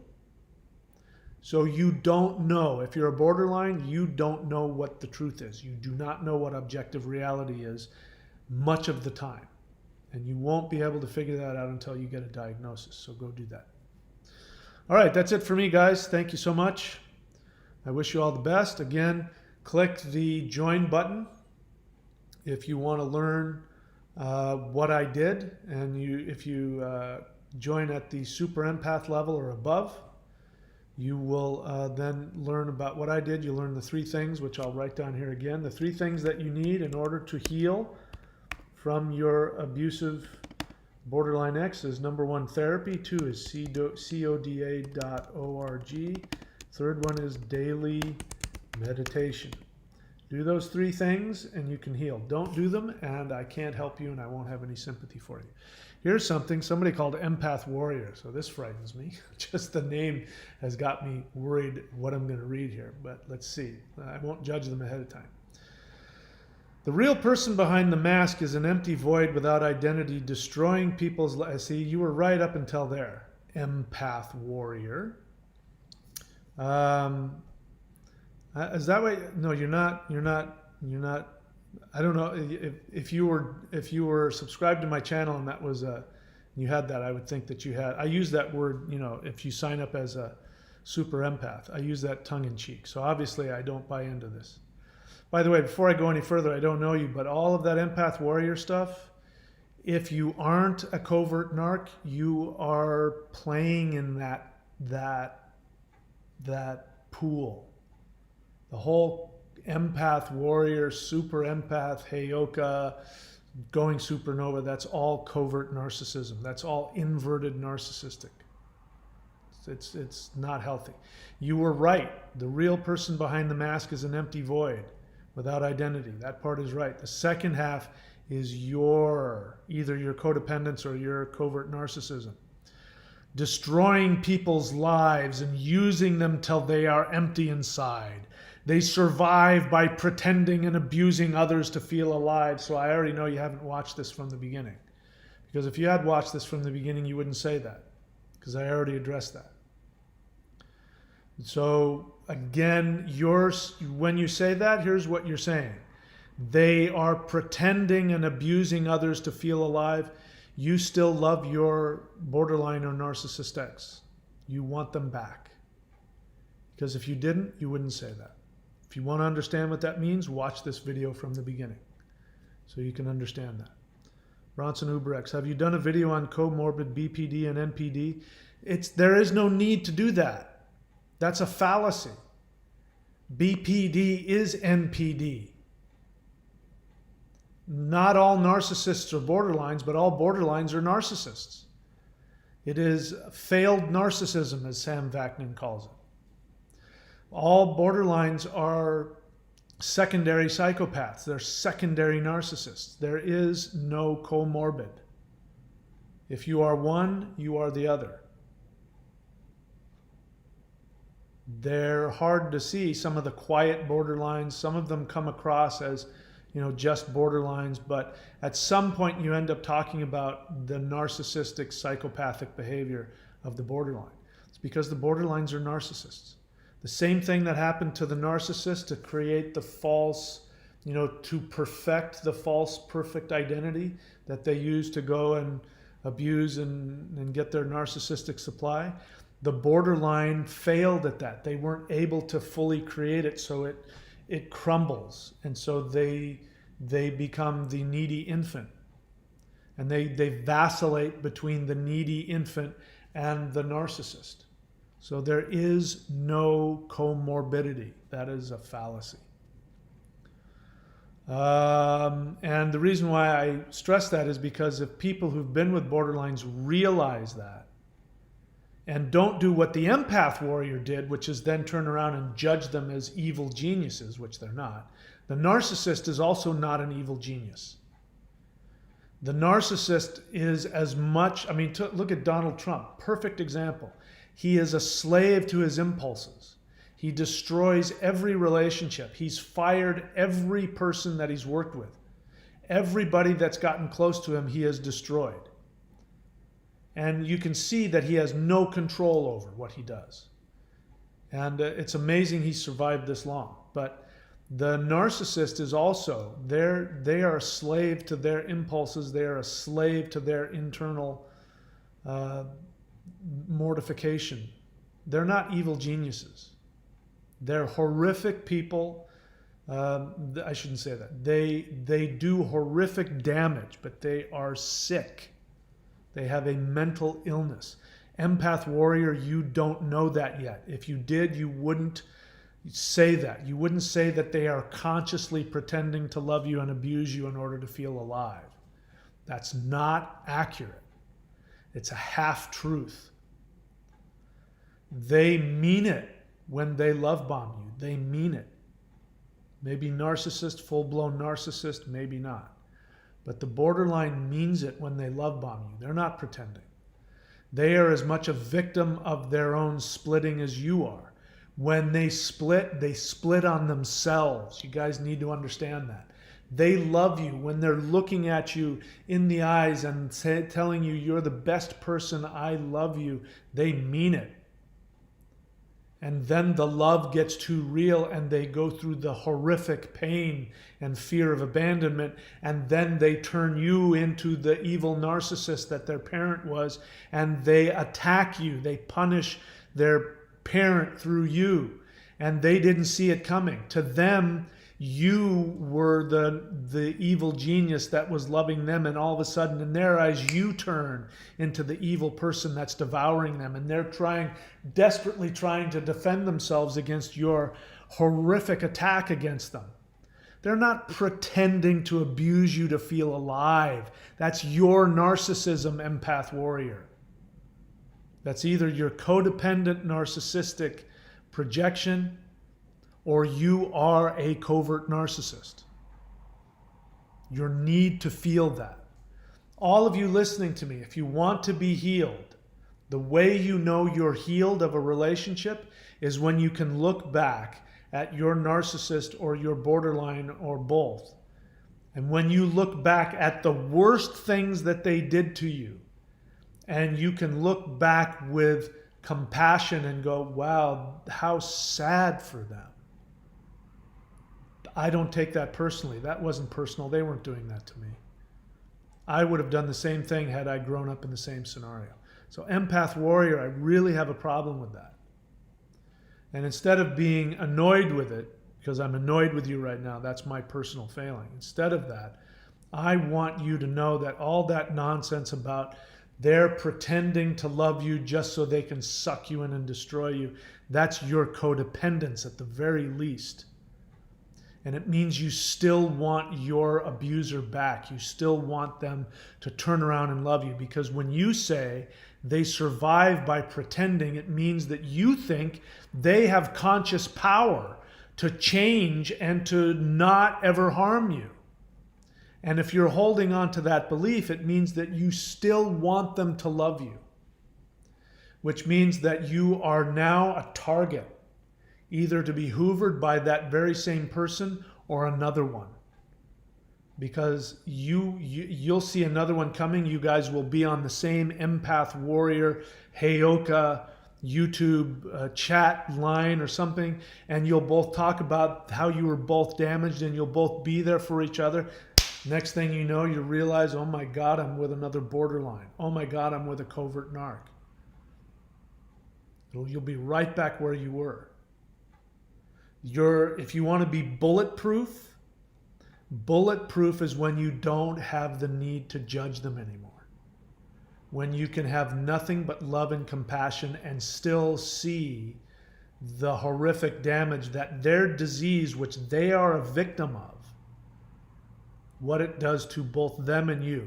The other thing is, whatever it is that they've done to you, whatever pain they've done to you, is nothing in comparison to what they do to themselves on a moment-by-moment basis.